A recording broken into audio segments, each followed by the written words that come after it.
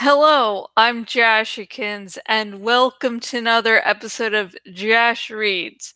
Tonight, we are concluding this whole reading thing of Animorphs number 5, The Predator by K. Applegate.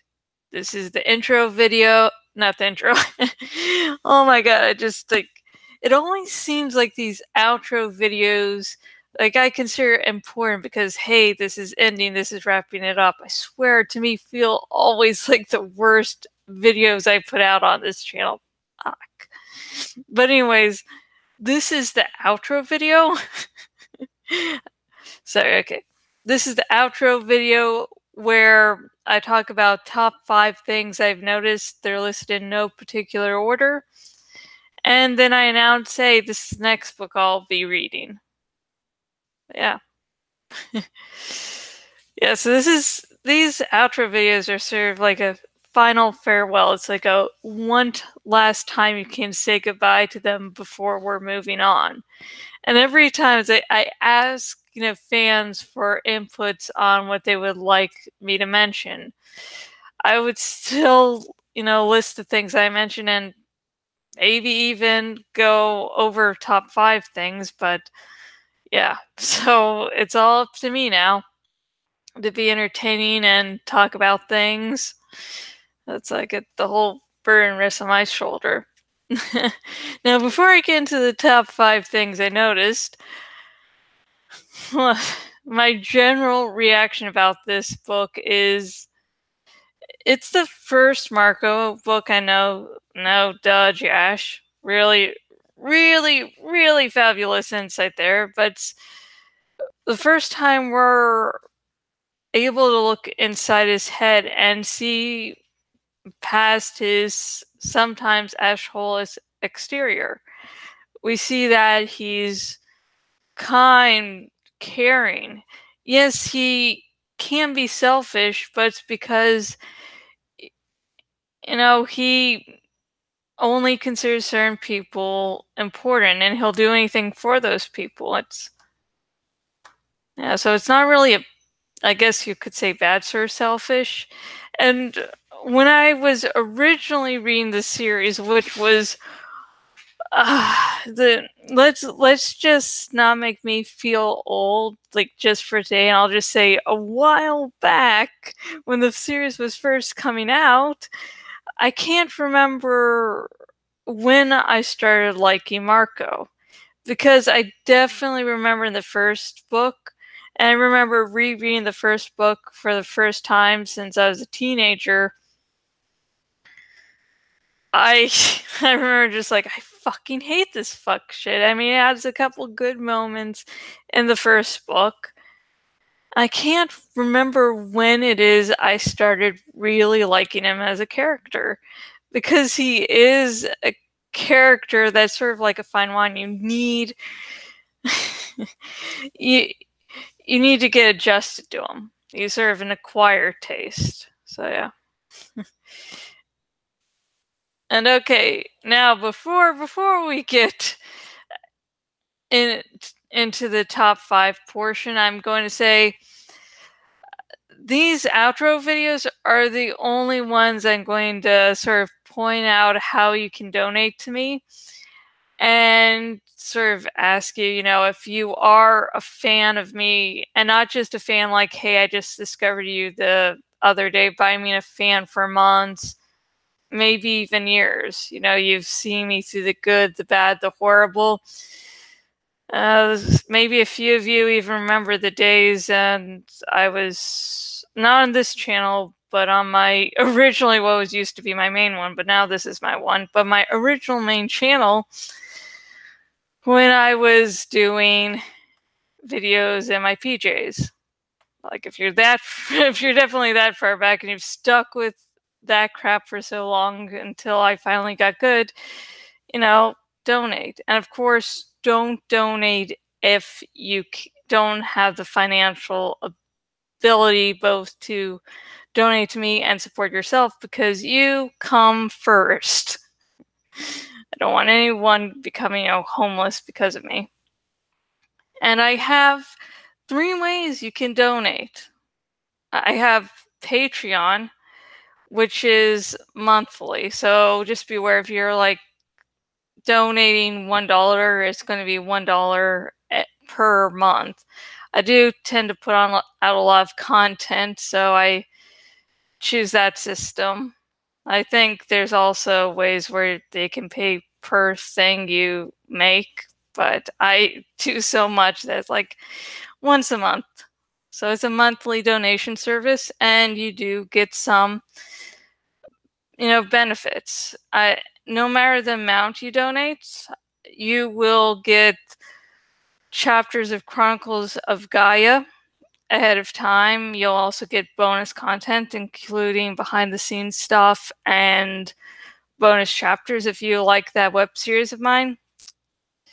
Yep. And I'm going to be posting the chapters of Those That Pray, weeks in advance on there. So I used to change for $5, but that was because I was like, I was switching over what the $5 benefit should be. So I just put there as a placeholder. Now it'll just be, you can donate any amount, you'll get that. Now, if you donate $1 a month, you'll get exclusive essays. And if you donate $5 a month, besides those essays, you'll also get exclusive reviews. And I've been a little bit busy, but I do have planned out that my first essay that I'll be doing for this will be about Game of Thrones. I have a very good idea. It's just been fucking bugging me for like a week. I've had it in my head and I can't.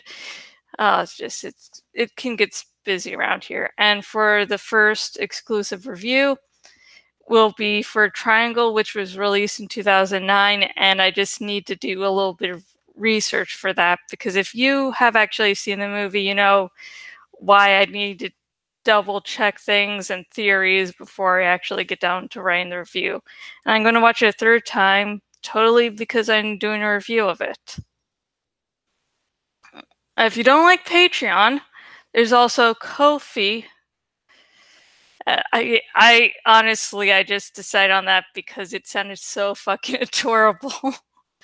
But with Ko-fi, you don't get any benefits. It's not a monthly donation. You just pay like the price of a coffee, and I believe that's $3. So, if you're just going like $3 or or like $6 or something with, I blanked out there, but $3 minimum, and then you can keep increasing it if you want. And lastly, there's PayPal, which is not a monthly donation, nor is there a fixed amount that you have to donate. So if you just want for shits and giggles to donate 5 cents to me, or 1 cent, or 2 cents, you can do that. Okay. Now, if you stuck around that long, I just wasn't sure if everyone's going to last till the end of the video, so I do that in front. So, this is, just in case, Now, after that lengthy discussion of donations and fangirling, I'm going to remind you that this list is of top 5 things I noticed and is not listed in any particular order. Okay, with that said, number 1, Marco's reason for fighting. I'm not too well connected to my family. My mother didn't pay attention to me while growing up, and my dad is, let's see how to be polite, is extremely commanding to the point of abusive. So Marco being a mommy's boy isn't something I can connect with. However, I can connect with the fear and shock he experienced when he found out she wasn't dead. In hindsight, this is obvious with the fact she was an expert with her boat and nobody was found. I mean, it didn't click when I originally read the books, but now it is more than obvious. Marco is a selfish person who puts the needs of those he knows above anyone else's. He cares more for his mom, dad, Cassie, Jake, Tobias, Rachel, and Axe than he does with all of humanity. So his reason for fighting needed to be selfish. He needed to be fighting to save someone he was close to. So his mother was a perfect fit. Marco's reason for fighting does reflect Jake's need to free Tom. Number 2, Axe's Freakout at the mall. This scene is awesome, but does have one glaring issue. Why would Axe run off in a strange area? He's been trained, and so he shouldn't have made such a stupid mistake. The only reason I could see him acting this way is because his human morph overwhelmed him. Now that we have glanced at the negative, let's look at the positive. This scene does provide us with some antics that will continue throughout the series. That is, Axe's need to put anything and everything in his mouth. Sometimes there'll be normal things like coffee, and other times, well, we'll get to some of the classics later. Axe's love for the cinnamon bun starts in this book. This is his favorite food, and us Animorphs wouldn't have it any other way. Number 3, the horror of ants. Some things stick with you past your childhood. You'll wake up in the middle of the night and think about something you read or watched as a child. This book contains one of the most horrifying things in the Animorphs series, the Antmorph. This scares them all so much that social insects are declared off limits. That is how bad this morph scares them. This is one of the moments it's hard to remember that this is a young adult book. It's hard to remember this is for kids when the heroes are literally being ripped apart. They are crying out as they think this is the end. Then, after everything is said and done, Marco finds the head of an ant still clutching at his belly. The fuck, Applegate? What the fuck?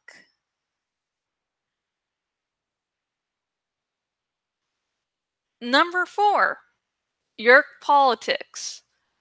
Until this book, we haven't seen the inner workings of the Yeerk Empire. All we've known is that Yeerks invade planets and then kill anything unnecessary. But this book, we found out how Yeerk politics can work in the Animorphs' favor. On the surface, it does appear stupid for Fisher 1 to free the Animorphs merely to make Fisher 3 look bad.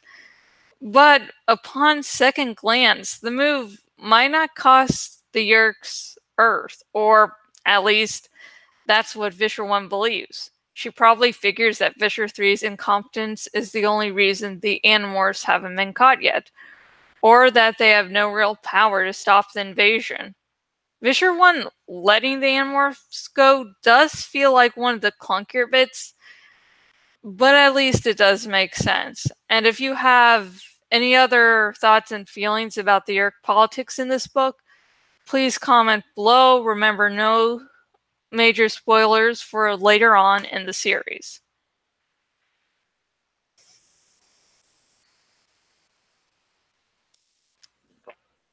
Number 5, Axe's reason for fighting.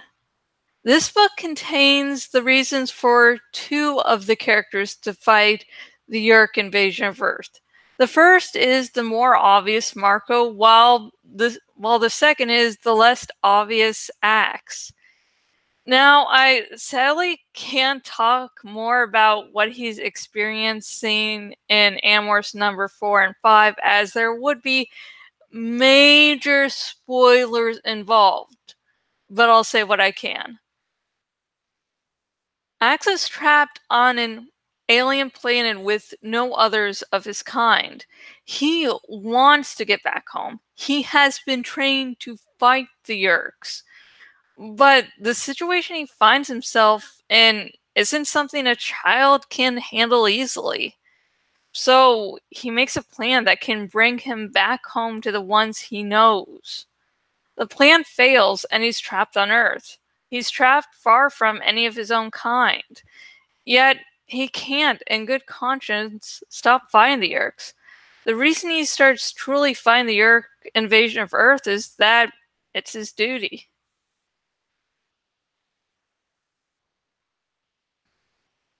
If you have any thoughts, feelings about the list, please comment below and let me know your opinions. And hey, comment down below with your own top 5 list. I'd love to know. Now, what is the next book I'll be reading?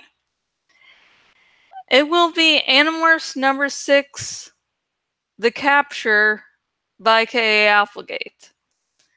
And this is Animorphs number 6, hands down, is my favorite Animorphs books. Like, there's no fucking question about it. Yes, some of the Animorphs books are fucking epic, but Animorphs number 6, damn it, that's the best part of the series. And so I'm really excited to finally read it to you. Maybe it'll be your favorite one too. Who knows? And Animorphs, the next video I'll be doing it is the intro video to Animorphs number 6, The Capture, which will be on Friday. Now, I'm sort of debating whether or not to continue doing my writing session series on Wednesdays. Just there doesn't seem to be too much feedback for it, too many people going to it. And I admit some of the weeks I've missed doing it are partially because I've been busy and also partially because I don't feel like doing it because there's really no one, commenting or views or anything. So if you do want writing session to continue, please comment down below telling me. I'm also running a poll on Twitter and one of my on my Facebook page for Flight Rising. So, okay. And remember, next video will be the intro video to Animorphs number 6, The Capture by K. Applegate, and it'll be on Friday. Bye.